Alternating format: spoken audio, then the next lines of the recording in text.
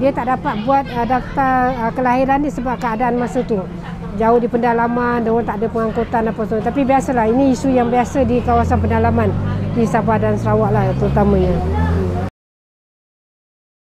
Kes yang saya bawa hari ini adalah berkenaan dengan seorang warga anak Sarawak yang nama sebelum Islamnya Hamli anak Polis atau nama selepas Islamnya Ahmad bin Abdullah.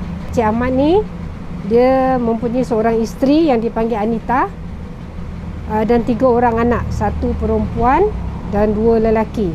Isu berkaitan dengan Ahmad ni ialah pada isterinya Cik Anita yang tidak mempunyai apa-apa dokumen, yang mana pihak JPN pernah membantu dia untuk mendapatkan surat lahir dia, tapi ini proses tu terhenti di tengah jalan lah.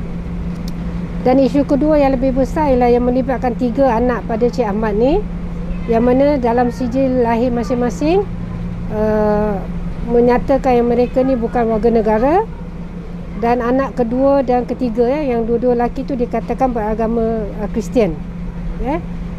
Sebenarnya proses Cik Ahmad ni pada satu ketika dalam dia nak usaha nak dapat perbetulkan fakta dalam sijil lahir anak dia, mereka sekeluarga telah diminta bersyahadah semula, maknanya pengislaman semula di Jabatan Agama Islam Jempol pada tahun 2014. Bermakna satu keluarga ni secara dasarnya telah pun diiktiraf sebagai Muslim untuk kali kedua lah. Untuk Ahmad Hamli dia kali yang kedua lah di 2014. Dan selepas itu mereka mengharapkan proses pembetulan butiran dalam sijil lahir anak-anak tu boleh dibuat, tetapi dia masih tak dapat penjelasan ataupun kaedah yang sebenar bagaimana dia nak ubah sijil lahir anak dia. Pada ketika tu pihak JPN dan pihak agama Islam juga minta Ahmad ni dapatkan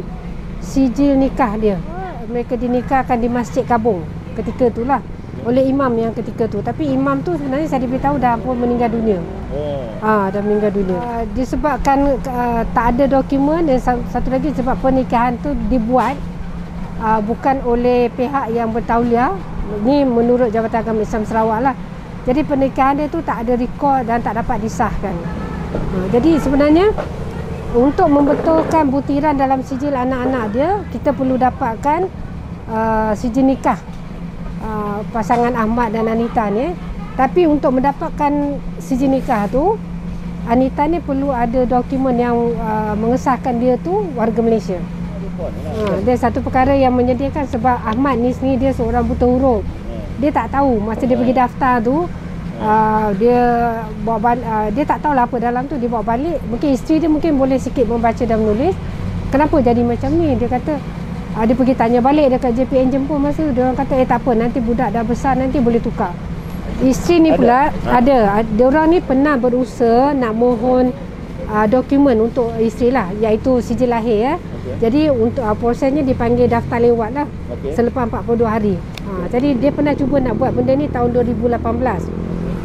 Ini adalah dokumen, salah satu dokumen dalam permohonan daftar lewat bagi si ibu Anita.